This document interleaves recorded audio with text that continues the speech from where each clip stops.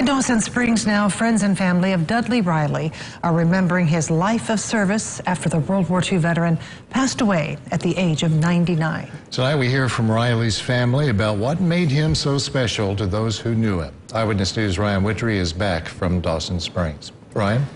There's an old saying, may you live in interesting times, and Dudley Riley certainly did. He served his country in World War II, escaping from a German POW camp along the way before returning to the States, raising a family and always finding a way to give back to his community.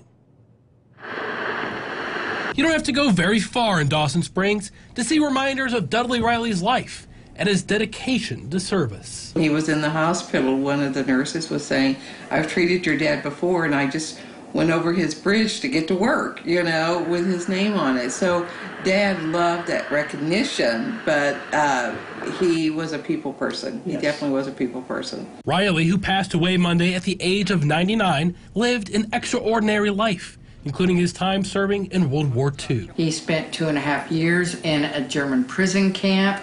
He escaped from there and got to the Russian front, and he said that the Russians treated him worse than the Germans, and they escaped from there. Riley's daughters say it was that time in the service that powered him for the rest of his life. His experience with being a POW made him appreciate freedom that much more, and he lived it. He was very patriotic, and he was community-minded. Just before his passing, Riley got to share one last special moment with his daughters. Phyllis and I saw him at the hospital last week, and we were starting to sing I'll Fly Away, and Dad kind of joined in with us.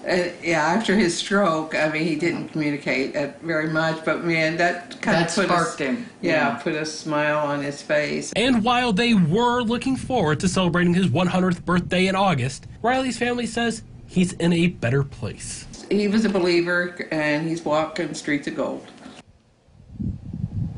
Riley's friends say they'll remember him for his good nature, his stories, and his uncanny playing ability at checkers, something he picked up during his time at the POW camp.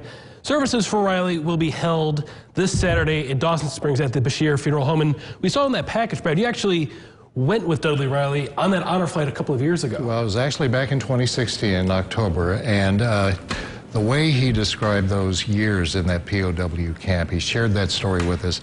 Very soft-spoken man, unassuming. He did so much for this country, but he asked for so little, and a good man. Absolutely. Thank you, Brad. All right. Thank you, Ryan.